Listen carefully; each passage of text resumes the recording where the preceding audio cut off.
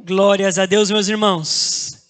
Tem uma palavra, irmãos, poderosa da parte de Deus para o seu coração.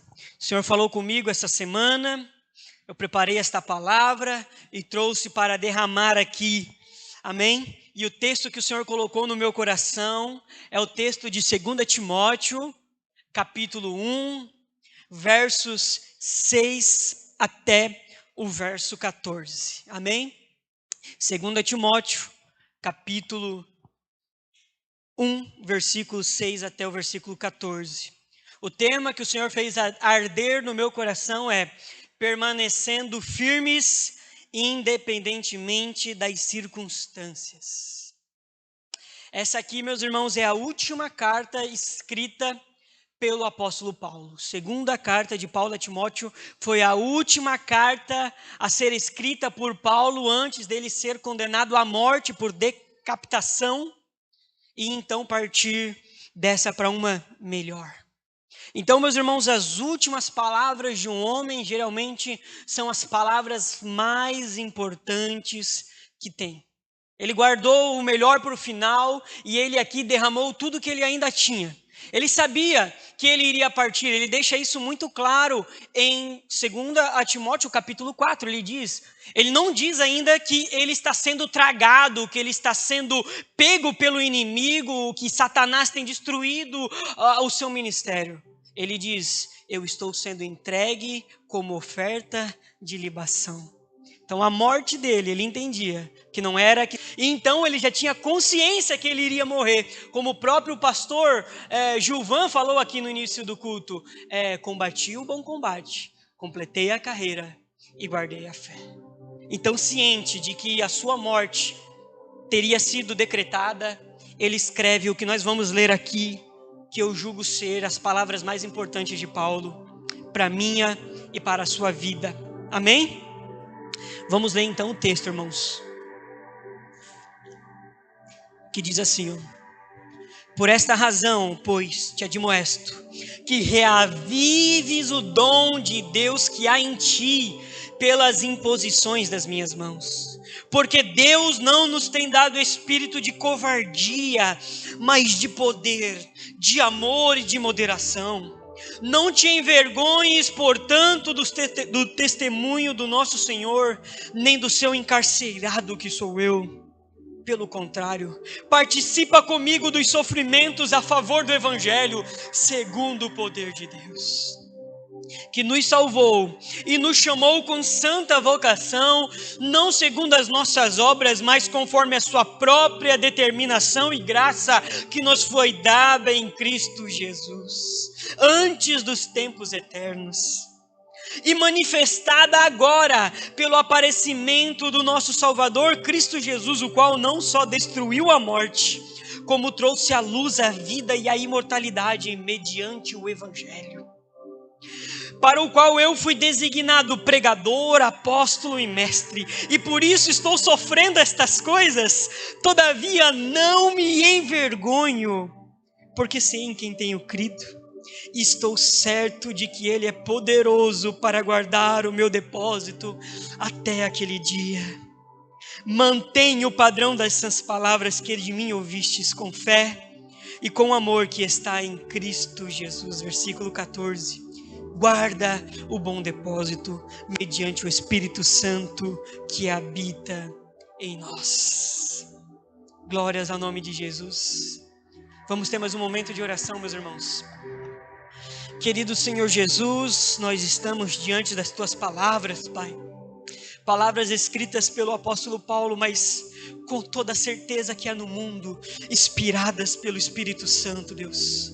Nós sabemos que são mais do que meras palavras, Pai, são poderosas para transformar as nossas vidas, são, Pai, palavras com poder para mudar o rumo da nossa vida, para mudar a nossa história, Pai.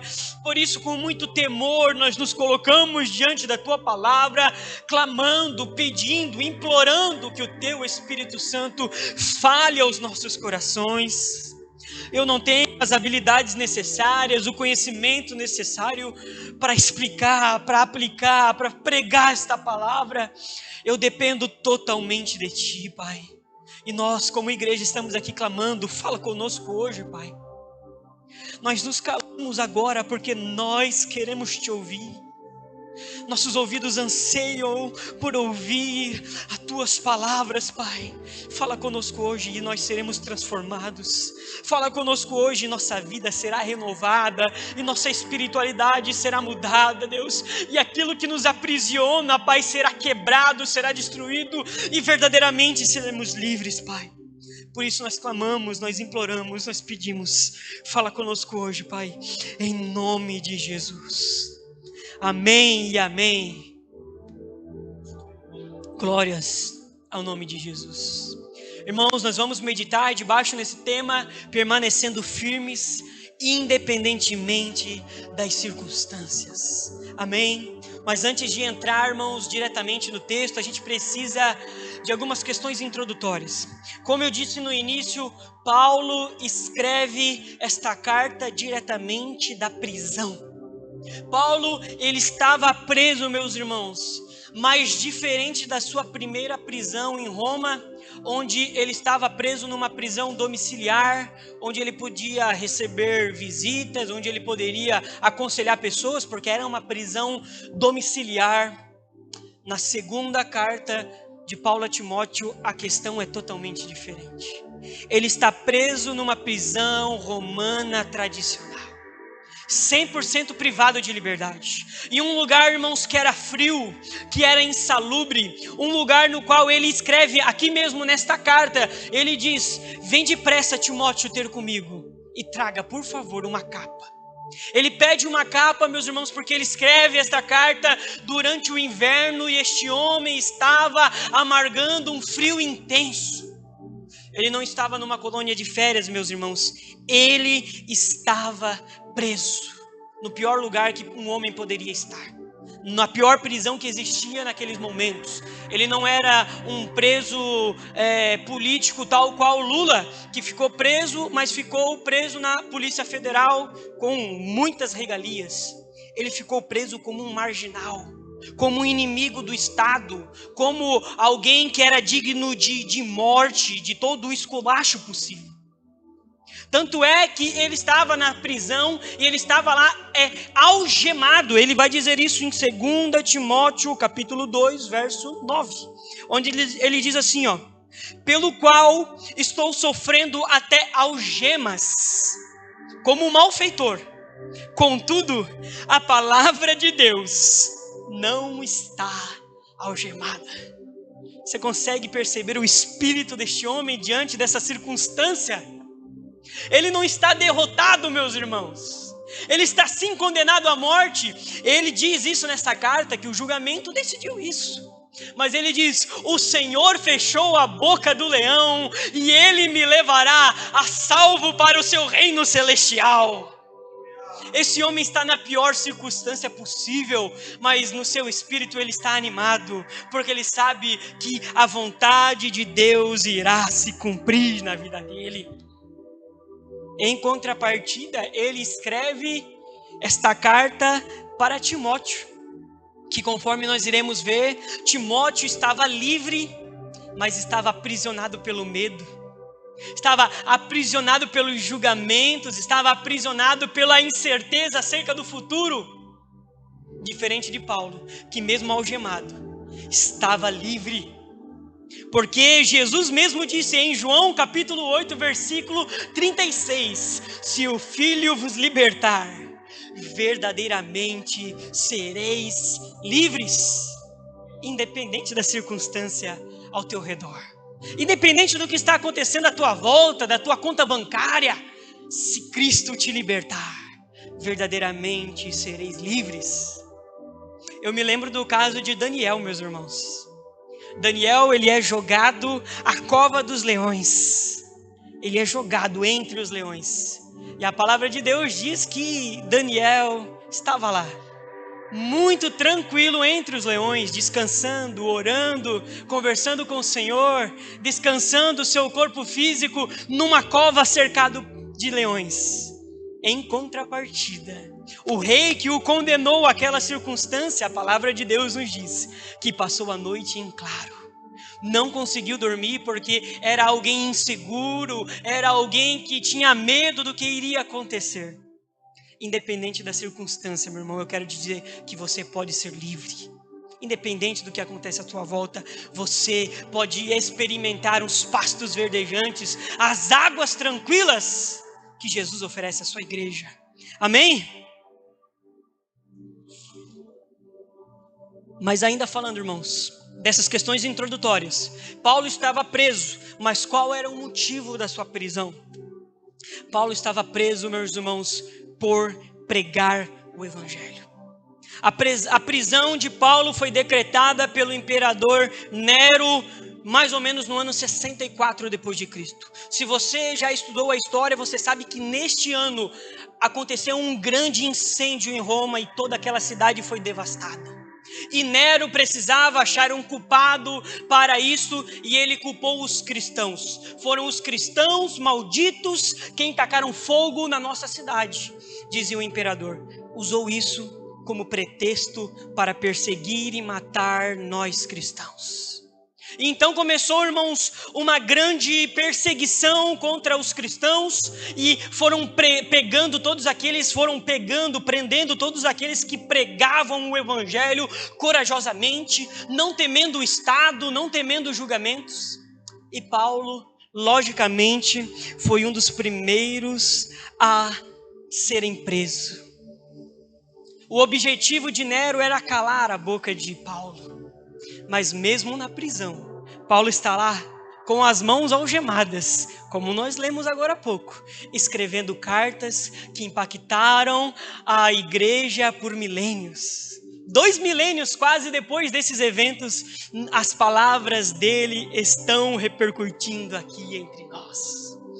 Irmãos, independentemente do que o inimigo tente fazer para te parar, se você está fazendo o seu propósito, se você está cumprindo aquilo que Deus te chamou, vai acontecer, independentemente de quanto o inimigo se levante para te calar, ele não vai ganhar, porque o Senhor é conosco.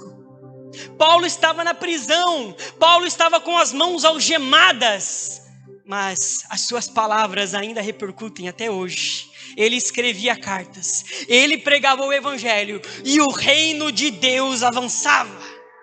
Aleluia! Em contrapartida, meus irmãos, agora para a gente entender melhor os versículos que nós lemos, Paulo, ele deixa Timóteo, um jovem, muito jovem, tal qual eu, irmãos. Como ele deixa Timóteo como responsável, como pastor na igreja de Éfeso. Éfeso era uma cidade gigantesca, uma das maiores cidades daquela época, era a capital da Ásia Menor, uma cidade cheia de idolatria, cheia de questões políticas, de muito comércio, e o pastor da igreja de Éfeso era o jovem Timóteo. Nós lemos isso na primeira carta de Paulo a Timóteo, onde ele diz que ele deixa Timóteo lá como responsável, como líder daquela igreja. E então Timóteo tinha que lidar com muitas questões, porque ele já não tinha muita legitimidade como pastor por causa da sua juventude, na qual Paulo, na sua primeira carta, vai dizer que ninguém te despreze pela tua mocidade, antes seja você mesmo exemplo na fé, no amor, no serviço. Então Timóteo, antes mesmo de qualquer perseguição surgir, ele já era um homem complexado, ele já sofria estigma por causa da sua idade. Mas então uma circunstância muda, irmãos, como nós acabamos de ver aqui. Começa a surgir uma grande perseguição contra os cristãos, essa que prendeu Paulo, essa que condenou o apóstolo Paulo à morte. E o que acontece com o líder da igreja de Éfeso? O que acontece com Timóteo? Timóteo começa a esmurecer na fé. Timóteo começa a fazer concessões, a pregar o evangelho de forma diferente, porque ele teme perder a sua vida, porque ele teme ser preso, ele teme levar o evangelho a todas as circunstâncias e pagar um preço alto demais. Mas Paulo amava Timóteo demais e não podia deixar isso acontecer. Paulo discipulou Timóteo, Paulo levou o Timóteo para muitas viagens missionárias e não podia deixar aquele homem naufragar na fé, abandonar a sua missão, se acovardar, não podia. Por isso que ele escreve essa carta que nós lemos aqui, esses versículos, na qual ele pede que Timóteo venha se reanimar, que Timóteo venha se fortalecer na fé, para não naufragar na fé. E são esses textos, irmãos, e são esses versículos que o Senhor fez arder no meu coração para compartilhar com a igreja. Irmãos, este mundo aí tem soprado com força contra a igreja para nos destruir, para nos abalar, para nos parar. E nós não podemos ser impactados pelas setas do maligno. Nós temos que permanecer firmes, inabaláveis na presença de Deus. Amém? É sobre isso que nós vamos meditar aqui neste sermão. Inclusive, se você estava sensível ao Espírito, você viu que as canções que foram cantadas falaram muito disso aqui. Uma canção falava sobre reacender a chama em nosso coração, que é o que nós estamos meditando aqui. As circunstâncias estavam apagando o zelo de Timóteo. Outra canção dizia que vai valer a pena ter deixado tudo. Irmãos, era isso que Timóteo estava calculando, se valia realmente a pena.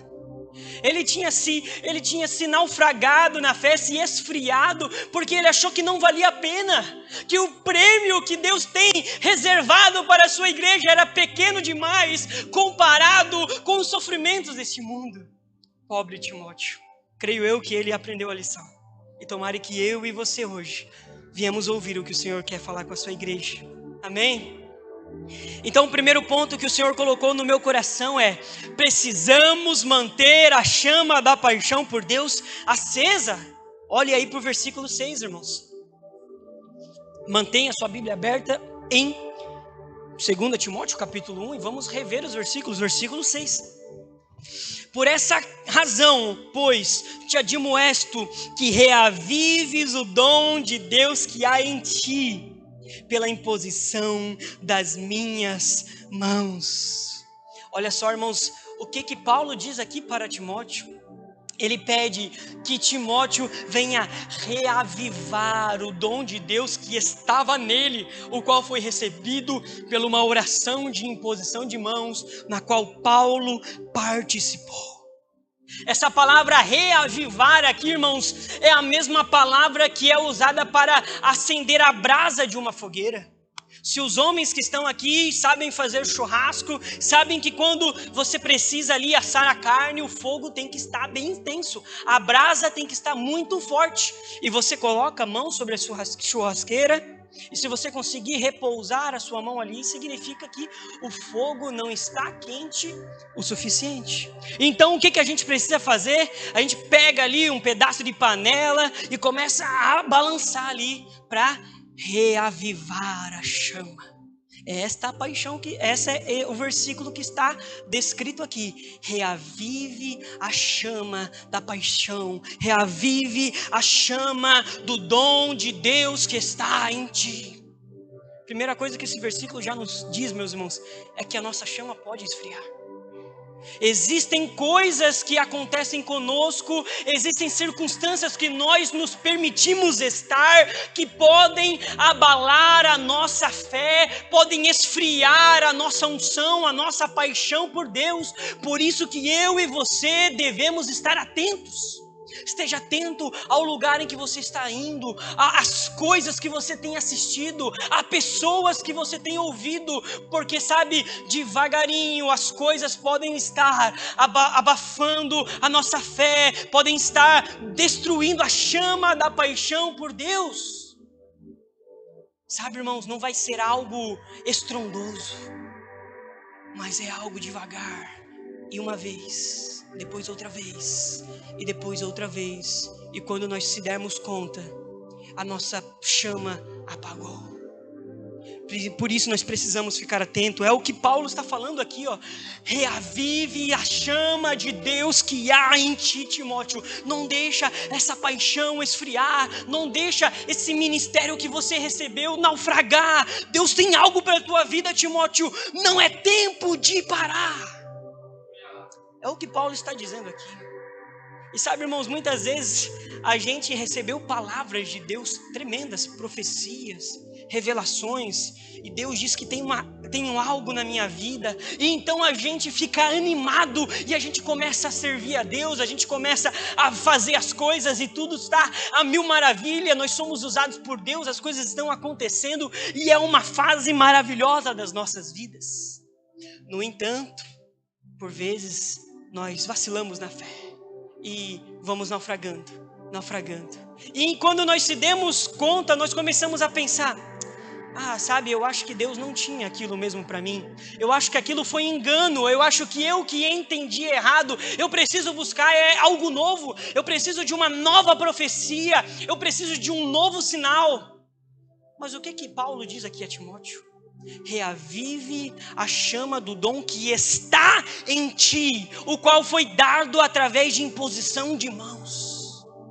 Nós não precisamos de uma palavra nova, de uma profecia nova, se Deus já nos entregou algo. Se Deus não te deu uma palavra nova, a antiga que Ele te deu ainda está de pé. Aquilo que Ele prometeu vai se cumprir. A obra que Ele começou, Ele vai terminar. O dom estava em Timóteo. Timóteo não tinha que procurar algo novo, não. Timóteo tinha que botar a mão na consciência e retornar aonde ele caiu e então corrigir a sua rota. Não procurar algo novo. Aquilo que Deus declarou sobre a tua vida ainda está de pé. E ele diz que esse dom foi conferido através da imposição de mãos.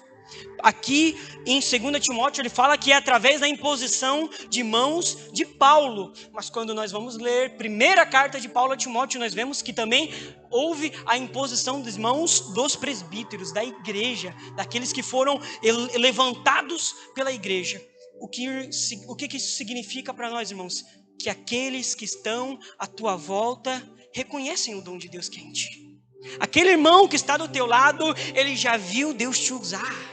Ele já viu você fazendo grandes coisas diante de Deus. E ele é testemunha junto a Deus de que a obra que Deus tem na tua vida ainda não terminou. Reacenda a chama da paixão por Deus. Para complementar isso, olha só, 1 Coríntios capítulo 15, versículo 58. Portanto, meus amados irmãos, sede firmes, inabaláveis e sempre abundantes na obra do Senhor, sabendo que no Senhor o vosso trabalho não é vão. Não é tempo de parar, irmãos. Não é tempo de ser levado pelo vento. É tempo de ser firme, inabalável e abundante. Alguém que é constante, alguém que persevera, alguém que continua independentemente das circunstâncias. Não é tempo de parar. Amém? Vamos para o segundo ponto, então, irmãos. Deus, Ele nos dá a capacitação para suportarmos o processo. Amém? Pastor Gilvan muito bem falou isso aqui. Sabe, se Deus permitiu que coisas aconteçam conosco, é porque Ele nos capacita. Deus, Ele não é um anestesista, mas um consolador. Aleluia! Veja o versículo 7 aí, meu irmão. Porque Deus não nos tem dado um espírito de covardia, mas de poder, de amor e de moderação. Olha só, irmãos, que bênção. Olha só o motivo pelo qual Timóteo devia reacender a chama da paixão, a chama do dom, do ministério que ele tinha recebido da parte de Deus. É porque Deus não nos dá um espírito de covardia, um espírito de que quando nós chegamos diante das dificuldades, nós tememos, nós paramos, nós retrocedemos. Não, de jeito nenhum. O espírito que Deus nos dá é um espírito de poder, é um espírito de amor e é um espírito de moderação. Não é para parar, é para avançar. Deus nos empodera, Deus nos dá o amor sacrificial para nos doarmos pelos nossos irmãos, nos doarmos em adoração a Deus. E Ele nos dá um espírito de moderação. Esse espírito de moderação, essa palavra, ela significa autodisciplina. Sabe qual que era o problema de Timóteo?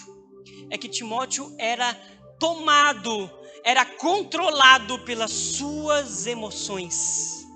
Então, quando ele viu a perseguição à sua volta, quando ele viu o alto custo que o seu ministério iria lhe causar, ele foi tomado pelo medo, pela insegurança.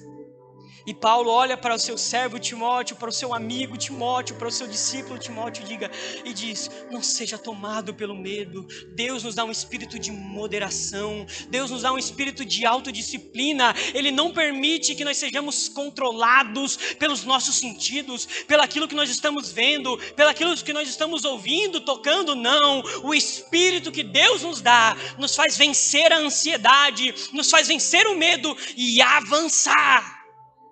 Esse é o espírito que Deus nos dá. Amém? Então, irmãos, Deus nos dá um espírito de poder. Poder. Se você se sente incapaz, o Espírito de Deus te capacita, porque é um espírito de poder.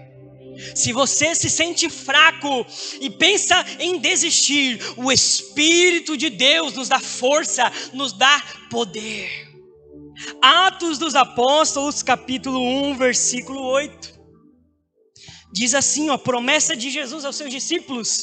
Jesus havia morrido, ressuscitou e o medo ainda tomava aqueles discípulos. Você se lembra que eles estavam antes trancafiados no cenáculo. Jesus ressuscita, entra no meio deles, dá uma palavra de consolo, fica ali 40 dias com ele. Mas aqui em Atos capítulo 1, no versículo 8, Jesus ele está dando as palavras de despedidas. O Senhor Jesus seria assunto aos céus. E agora a responsabilidade estava com os discípulos. Mas não só com os discípulos, porque Jesus os daria um espírito de poder, de capacitação para enfrentar todo e qualquer desafio. Olha só, Atos dos Apóstolos, capítulo 1, verso 8. Mas recebereis poder ao descer sobre vós o Espírito Santo, e sereis minhas testemunhas, tanto em Jerusalém, Judeia, Samaria, até os confins da terra. Aleluia, irmãos! Então Deus estava prometendo para aqueles pescadores, para aqueles camponeses, para aquelas pessoas simples, que elas iriam abalar o mundo, não confiados na sua própria força, mas firmados no Espírito Santo, no poder que seria dado do alto. E é um poder para quê, irmãos? Para sapatear, para cair para trás? Não. É um poder para pregar o evangelho. É um poder para testemunhar, para fazer a obra de Deus, para avançar. Esse é o propósito do poder que o Espírito Santo nos dá. Impactar vidas, tocar em pessoas, transformar lugares onde nós adentramos debaixo do poder de Deus. Essa palavra aqui, testemunhas, no original, é uma palavra que significa mártires. Jesus estava dizendo: eu vou dar um espírito de capacitação, de poder, de ousadia, de autoridade, para vocês pregarem o evangelho até as últimas consequências, a ponto de serem levados à morte e estarem dispostos a morrer por causa do evangelho. Então Deus nos dá um espírito de poder. Não é para parar, porque Deus nos capacita, meus irmãos. Ele nos dá um espírito de amor. Para fazer a obra de Deus, nós precisamos de amor. Se a gente fazer as coisas pela vontade, pelo prazer, nós vamos desistir no primeiro desafio. Nós vamos desistir logo na primeira oportunidade. Se a gente foi servir a Deus por causa da empolgação, nós não vamos permanecer, nós vamos cair, nós vamos desistir. Nós precisamos fazer a obra de Deus por causa do amor. Do amor a Deus sobre todas as coisas. Por Ele vale a pena se desgastar. Por Ele vale a pena servir ao Senhor Jesus, custe o que custar. e também pelo amor ao próximo, porque Jesus viveu a sua vida com base nesse lema: morrer pelo próximo, servir o próximo. Amém? E um espírito de moderação, como nós já vimos aqui, para não sermos tomados pelo medo, pela ansiedade, e termos autodisciplina. Amém? Versículo 8, vamos avançar. Deus, Ele nos capacita para não desistirmos, para avançarmos. Versículo 8: portanto, não te envergonhes do testemunho do nosso Senhor, nem de mim que sou prisioneiro dele. Antes, participa comigo dos sofrimentos a favor do Evangelho, segundo o poder de Deus. Oh, meus irmãos, que texto precioso da palavra de Deus. Paulo está chamando Timóteo a não ficar envergonhado, a não ficar com medo e parado, mas ele faz um convite, meus irmãos, um convite que nós não faríamos. Ei, vem participar comigo dos sofrimentos a favor do Evangelho. Você já pensou em pregar o Evangelho dessa forma?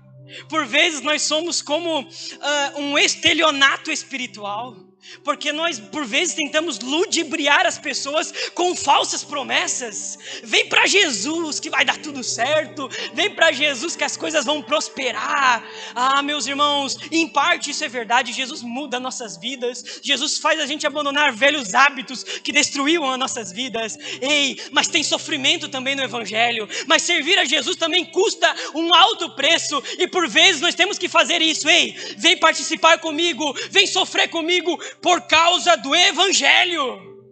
Essa é a forma de convidar as pessoas do modo correto. Você está disposto a morrer por Jesus da mesma forma que Ele morreu por você? É o que Paulo está dizendo aqui a Timóteo: participa comigo dos sofrimentos a favor do Evangelho. Mas não é para participar com base na nossa própria força. Ele continua: participa comigo dos sofrimentos a favor do Evangelho, vírgula, segundo o poder de Deus. Esse Deus que permite que coisas difíceis aconteçam na nossa vida, que gigantes se levantam, Ele está lá, presente, nos capacitando, nos dando força para derrotar os gigantes e permanecer de pé. Ele está em nosso lado em todo o tempo. Olha só o que diz Filipenses capítulo 1, versículo 29. Porque vos foi concedida a graça de padecerdes por Cristo, e não somente de crerdes neles.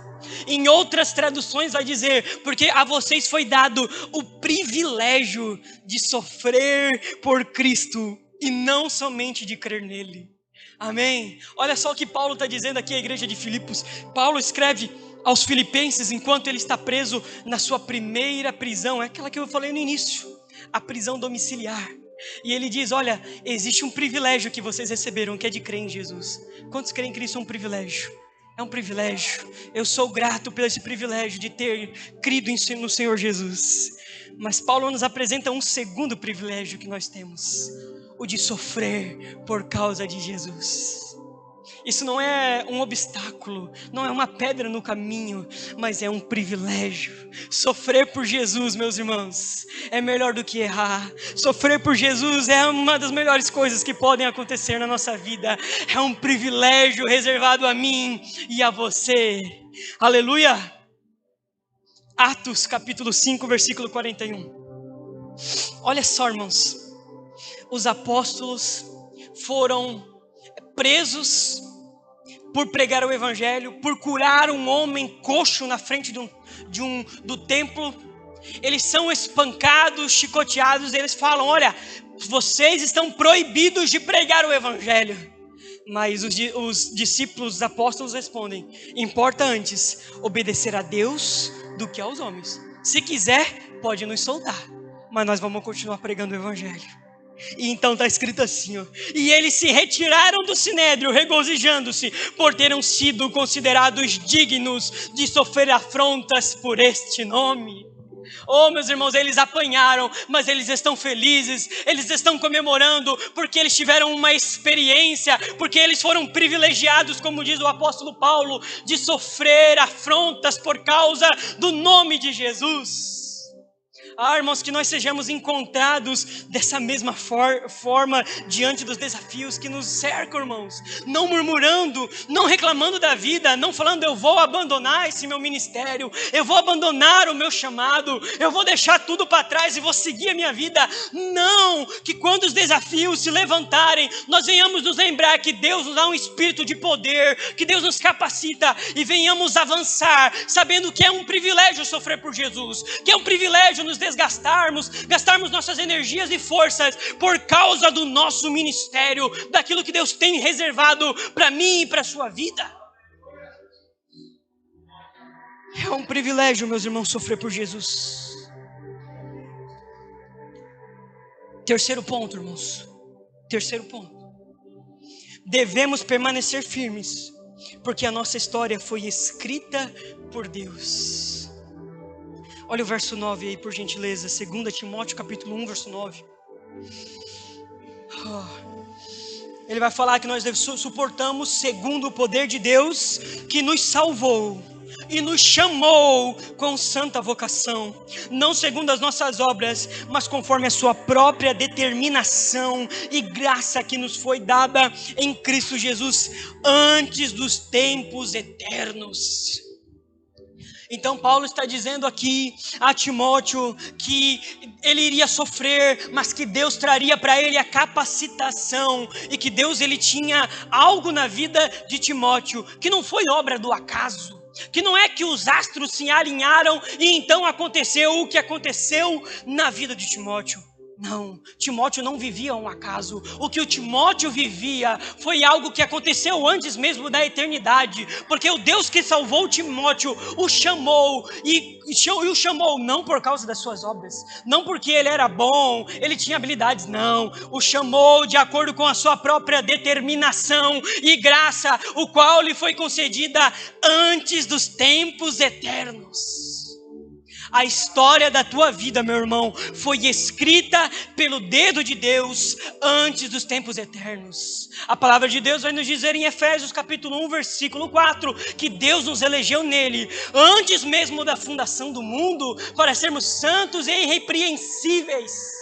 Deus te escolheu, o teu nome já estava escrito no livro, e todos os eventos da tua vida pré-determinados de acordo com a soberania de Deus, que não por causa das tuas obras, não porque você é bom, bonito, não, mas porque Deus é poderoso e gracioso e decidiu te amar.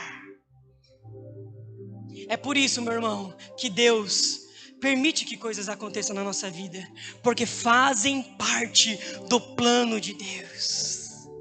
Se você olhar para as coisas da tua volta e achar nada faz sentido, eu não entendo porque está acontecendo isso na minha vida, saiba que você está olhando a história da sua vida do lado de cada eternidade. Quando você vai olhar um bordado, meus irmãos, sabe aquele crochê, aquele bordado? Se você olha da frente, você vê algo muito bonito, mas se você olhar pelo verso, pelas costas, aquilo não faz sentido nenhum, aquilo é feio. Não sei se você já teve a experiência de olhar um bordado, de olhar um crochê, um tapete. Nós, olhando a história da nossa vida do lado de cada eternidade, não conseguimos perceber todos os detalhes. Mas logo o Senhor Jesus vai voltar, vai buscar a sua igreja, vai fazer o que tem que fazer aqui na terra, e Ele vai nos contar tudo. Cada circunstância da nossa vida que por vezes a gente estava murmurando, reclamando, Ele vai mostrar como aquilo está cooperando para algo maior, como aquilo está contribuindo para que a gente se torne alguém mais santo, alguém que teme a Ele, alguém que não vai desistir por causa daquele evento, daquele acontecimento. Não murmure, não desista. A história da tua vida foi escrita pelo dedo de Deus. Você não vive obra do acaso. Amém? Deus tem algo grande na nossa vida. Filipenses capítulo 1, verso 6. Eu estou plenamente certo de que aquele que começou a boa obra em vós há de completá-la até ao dia de Cristo Jesus. A sua vida, mais uma vez, não é obra do acaso. Deus começou uma obra em tua vida. Foi Ele quem começou. E Ele vai terminar. O processo que você está passando é só um processo, não é um final. Não coloque um ponto onde Deus colocou apenas uma vírgula. Essa circunstância não é o fim. Tua história foi escrita por Deus. Amém? Esse é o terceiro ponto. Vamos para o quarto ponto, meus irmãos.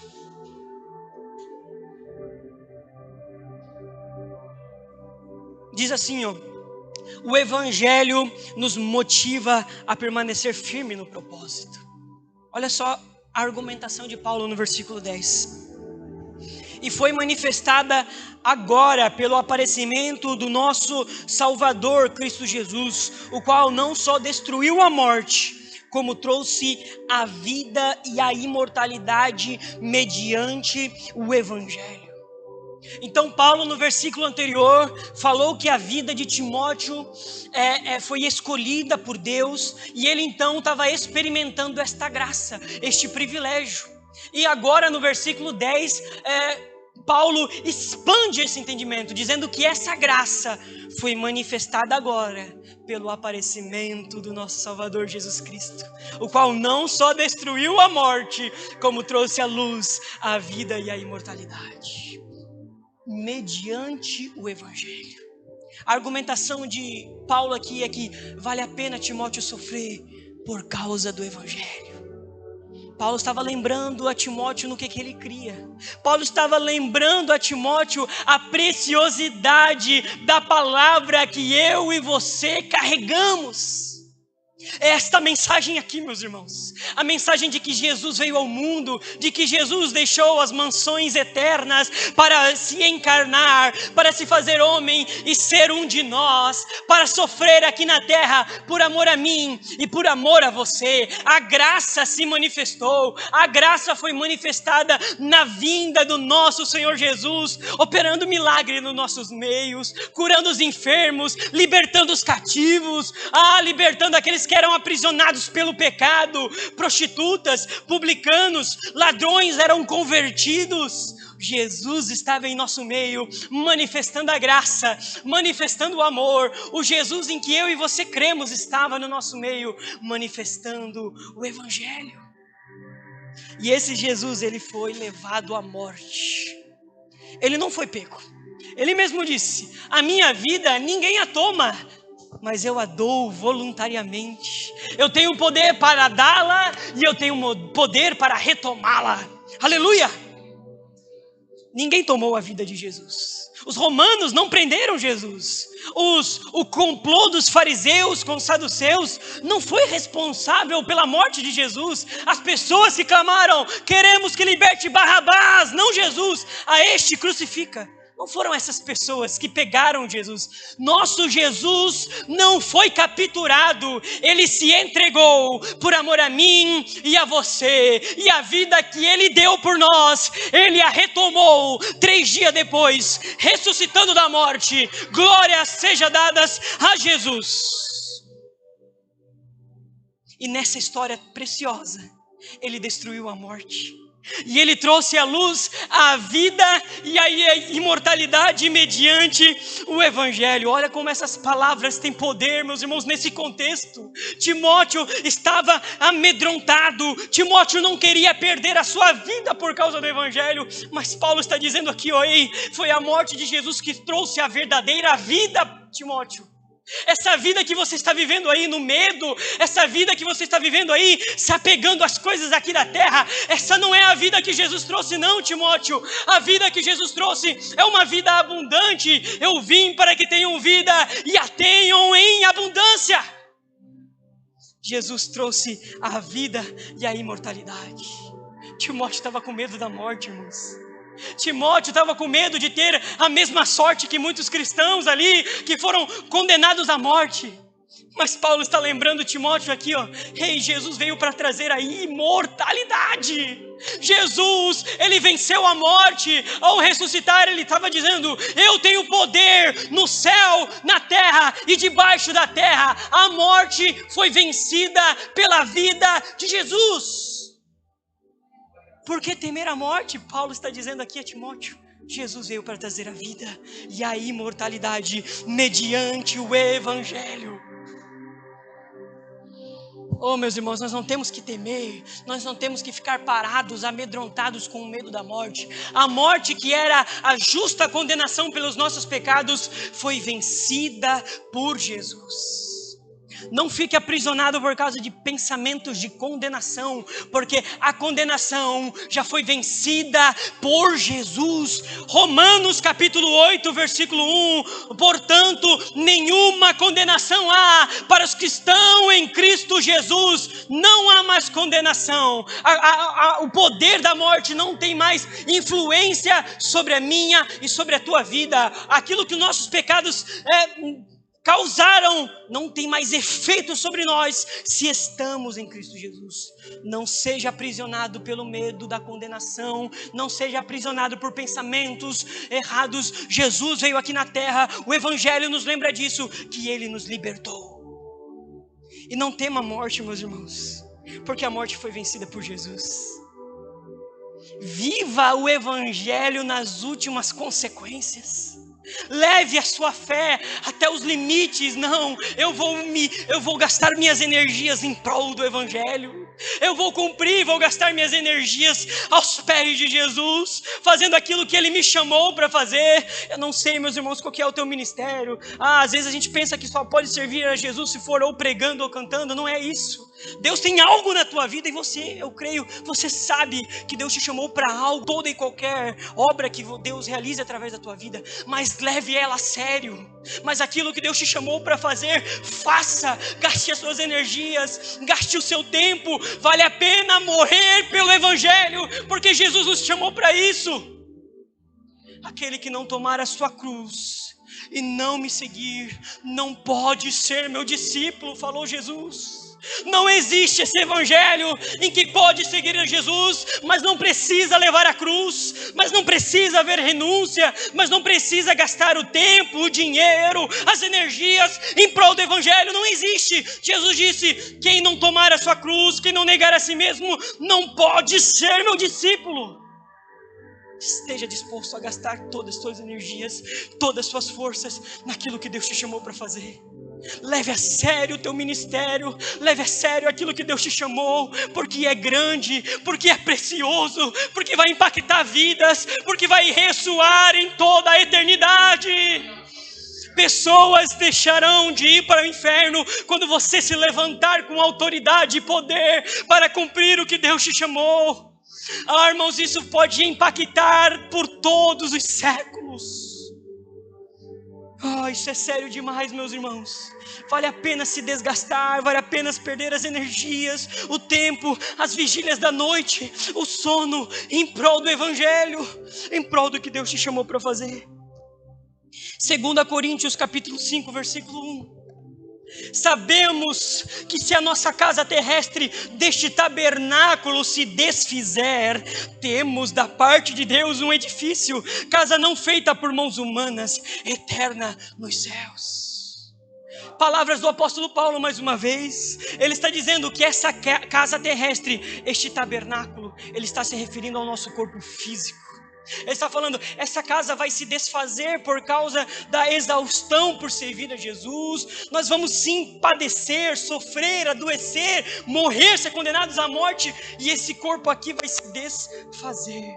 Mas olha aqui as palavras preciosas do apóstolo Paulo.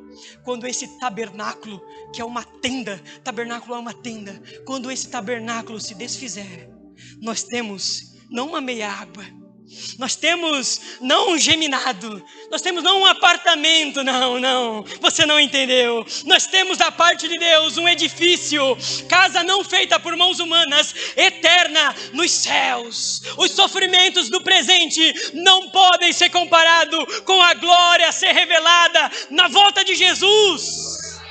É muito maior. Os nossos sofrimentos são leves e momentâneos comparado com a glória que vai ser revelada. Glórias sejam dadas a Jesus por isso. Glórias sejam dadas a Jesus. Paulo continua no versículo 11, irmão. Do qual eu fui constituído pregador, apóstolo e mestre. Paulo está dizendo para Timóteo aqui o seguinte: isso que eu estou pregando aqui eu vivo, Ei, Timóteo, isso que eu estou falando sobre dar a sua vida pelo Evangelho é o que eu tenho feito em todos os anos da minha vida. Em tudo que eu posso, eu me desgasto para servir, seja pregando, anunciando o Evangelho, abrindo igrejas, pregando igrejas, viajando, fazendo viagens missionárias, indo para Macedônia, indo para Grécia, indo para Roma. Paulo diz: eu sou um pregador, mas eu sou também um apóstolo. Eu estou aqui lançando o fundamento da igreja, eu estou aqui lançando o alicerce através dessas palavras. Eu também sou um mestre, Paulo está dizendo. Eu ensino, eu instruo para que as pessoas cresçam e sejam edificadas. Eu, de todas as formas possíveis, Timóteo, estou aqui fazendo isso que eu estou falando, servindo, vivendo mediante essa palavra poderosa que é o Evangelho. Essa é a vida do apóstolo Paulo, pregador, apóstolo, mestre. Ele estava sendo modesto aqui, irmãos. Ele estava sendo modesto aqui. Ele poderia colocar pregador, apóstolo, mestre, profeta, dom de cura, evangelista, missionário. Ele poderia botar aqui, irmãos, porque este homem viveu. Ele viveu com toda a sua paixão em prol deste evangelho. Ele gastou todas as suas energias. Ele foi condenado à morte. Ele levou a sua fé às últimas circunstâncias. E é o que ele está dizendo aqui para Timóteo. Por causa dessa mensagem vale a pena se desdobrar, se desgastar e viver por ela. Irmãos, que nós, independente daquilo que Deus nos chamou para fazer, possamos nos desgastar totalmente para viver aquilo que Deus tem para nós. Aleluia. Leve a sério as palavras que foram declaradas sobre a tua vida, as experiências que você teve com Deus, às vezes que Deus te revelou coisas, falou coisas que iriam acontecer na tua vida, vão acontecer, meus irmãos. Olha aqui o que Paulo vai dizer em 1 Coríntios capítulo 9, versículo 16. Se anuncio o Evangelho, não tenho de que me gloriar, pois sobre mim pesa esta obrigação. Porque ai de mim, se não pregar o Evangelho. Paulo entendia a sua responsabilidade. Ele falou: Deus não me chamou para uma colônia de férias. Deus não me chamou para participar de um parque de diversão, aonde eu apenas faço a minha vontade, aonde eu apenas ganho em todas as ações que eu faço. Não, Deus me chamou para sofrer. Sabe, quando você vai ler Atos dos Apóstolos capítulo 9, que é o capítulo da conversão de Paulo, Deus, ele vai até Ananias e fala: vai lá pregar o Evangelho para Paulo e diga que eu quero mostrar para ele o quanto importa sofrer por causa do meu nome. Já pensou Ananias chegando ali para Paulo? Ei, eu tenho uma mensagem para você. Deus me mandou trazer aqui. Deus me trouxe até aqui para te dizer que Ele quer te mostrar o quanto é importante você sofrer por causa do nome dEle. Meus irmãos, glórias a Deus por isso. Aleluias. Vamos para o último ponto, meus irmãos. Devemos perseverar, porque Deus guarda o nosso depósito. Amém? Versículo 12 agora. E por isso estou sofrendo estas coisas. Todavia não me envergonho, pois sei em quem tenho crido. Eu estou certo de que Ele é poderoso para guardar o meu depósito até aquele dia. Olha só a preciosidade das palavras de Paulo mais uma vez. Ele está dizendo: é por isso e por isso estou sofrendo. Por isso o quê? Por causa do Evangelho. O Evangelho no qual ele é pregador, apóstolo e mestre. Por causa dessa mensagem, por causa dessa missão que Deus lhe deu. Por isso eu estou sofrendo e eu não me envergonho. Timóteo, diferente de você que está aí se acovardando, se envergonhando do Evangelho, com medo, eu não, Timóteo, porque eu sei em quem tenho crido. E estou certo de que Ele é poderoso para guardar o meu depósito. Sabe, Paulo, ele não parava, porque ele sabia quem era o Deus dele. Eu sei em quem eu tenho crido. Eu sei que Ele é poderoso para guardar o meu depósito até aquele dia. Esta palavra aqui, depósito, Paulo colocou essa palavra intencionalmente para ser enigmática, para ter mais de um significado. Um depósito é aquilo que você vai guardando, uma hora você vai sacar. E ele está dizendo: Deus é poderoso para guardar o meu depósito. significando o seu ministério, o qual ele se guardou, o qual mesmo preso não iria acabar. O depósito de Paulo não iria se desgastar, acabar, ser em vão por causa que ele foi preso. O Deus que ele servia era poderoso para guardar esse depósito. As obras de Paulo não iriam se perder, ainda que queimassem os pergaminhos. Deus guardaria, Deus não faria com que o seu trabalho fosse em vão. Mas ele também emprega essa palavra com uma outra aplicação, que a vida dele foi um grande depósito. A cada vez que ele se desgastou pelo evangelho, ele estava depositando. Eu estou abrindo mãos dos tesouros aqui da terra, onde a traça corrói, onde a ferrugem corrompe, e eu estou guardando, acumulando tesouros nos céus. E ele lá no céu vai receber a recompensa eterna pela vida que ele levou. Glória a Deus.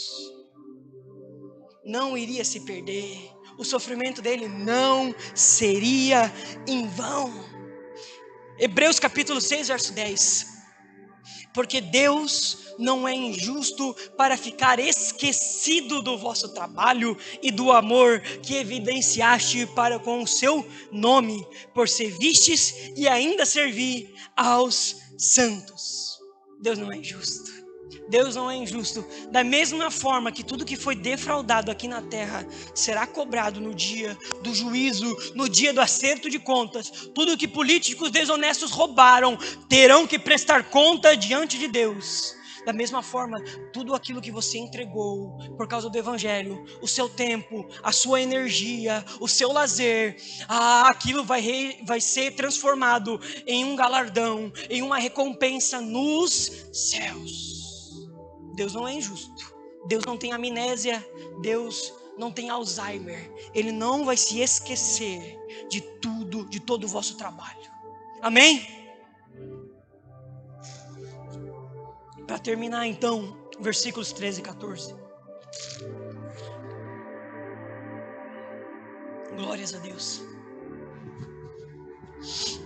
Versículos 13 e 14. Mantenha o padrão das sãs palavras que de mim ouvistes, com fé e com o amor que está em Cristo Jesus. Guarda o bom depósito mediante o Espírito Santo que habita em nós. Então Paulo vai encerrar essa sessão aqui que nós estamos meditando com essas palavras. Timóteo, mantenha o padrão dessas palavras. Timóteo, você não está autorizado a suavizar o evangelho. Timóteo, você não está autorizado a modernizar o evangelho para adaptar a essa nova circunstância, a essas novas pessoas, a este lugar que você está inserido. Não, Timóteo, mantenha o padrão das palavras que de mim ouvistes, com fé e amor que está em Cristo Jesus. O evangelho que você me viu pregando, Timóteo, é esse que você deve pregar. Deus não nos chamou para sermos criativos, Deus não nos chamou para enfeitarmos o bode, não. Nada disso. Deus nos chamou para pregar o evangelho da forma que nós o recebemos. Não temos que modernizar a mensagem. Não, hoje o mundo não gosta de ouvir sobre adultério. Não, o mundo hoje não gosta de ouvir sobre aborto. Isso não é coisas para falar. Sobre homossexualismo, não pode mais pregar sobre isso. Nós não estamos autorizados a mudar o evangelho. Nós não estamos autorizados a modificar as palavras da Bíblia, muito menos em ocultá-las, em escondê-las, nada disso. Mantém o padrão das sãs palavras que de mim ouviste.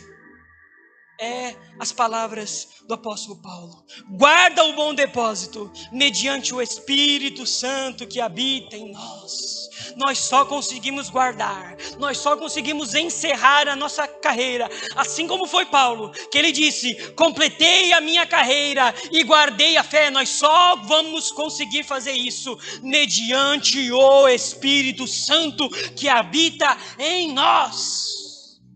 Somente dessa forma a gente pode encerrar a nossa carreira. Somente dessa forma nós podemos terminar sendo fiéis a Deus. Romanos capítulo 12, versículo 1.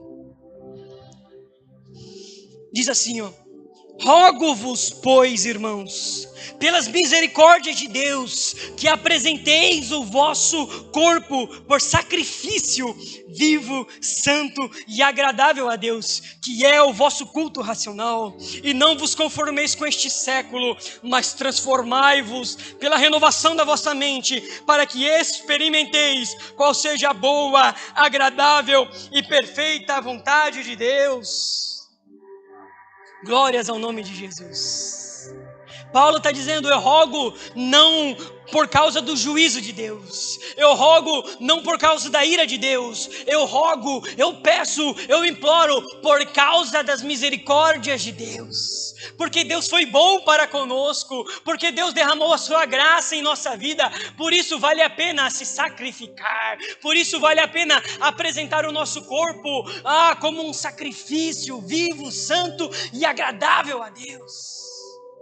Deus não pede que a gente apresente o nosso corpo como uma obra de arte na qual as pessoas cuidam para não desgastar, na qual as pessoas têm todo o cuidado para não prejudicar uma obra de arte, um quadro precioso e bonito. Não, não, não. Deus pede que nós entregamos os nossos corpos, a nossa vida, como um sacrifício, como algo que deve ser desgastado, como algo que deve ser entregue totalmente diante de Jesus. Irmãos, gasta todas as tuas energias, não leva nada para o céu não. Viva tudo que tem para viver aqui na terra. Só assim nós vamos experimentar qual é a boa, perfeita e agradável vontade de Deus. Deus tem um plano para a tua vida. Deus tem uma vontade a ser realizada na sua vida. Ela é boa, ela é perfeita, ela é agradável. Mas para viver ela, tem que entregar, tem que não se amoldar ao padrão deste mundo. Tem que gastar tudo pelo Evangelho. Se você quer experimentar esta palavra, se coloque de pé, meus irmãos. Vamos ter um momento de oração aqui. Gostaria de chamar o Ministério de Louvor. Meus irmãos, Deus tem uma vontade boa, perfeita e agradável na nossa vida. Se essa palavra falou com você, meu irmão, eu quero dizer que hoje você tem a oportunidade de receber isso que foi dito aqui. Timóteo estava esfriando na fé, mas Deus tinha algo a mais para ele. E eu quero te dizer que Deus tem algo a mais para a tua vida. Deus tem um espírito de poder, de amor, de moderação para derramar sobre a tua vida. Não é o fim, não é o fim da tua história não, meu irmão. Deus tem algo a derramar. Deus ainda quer te capacitar mais e mais, como Deus fez na vida de Timóteo. Nós não temos aqui na Bíblia mais informações sobre Timóteo, mas a história da igreja diz que este homem fez muitas coisas pelo Evangelho. A história dele não terminou com ele se acovardando. A história dele não terminou com ele se envergonhando.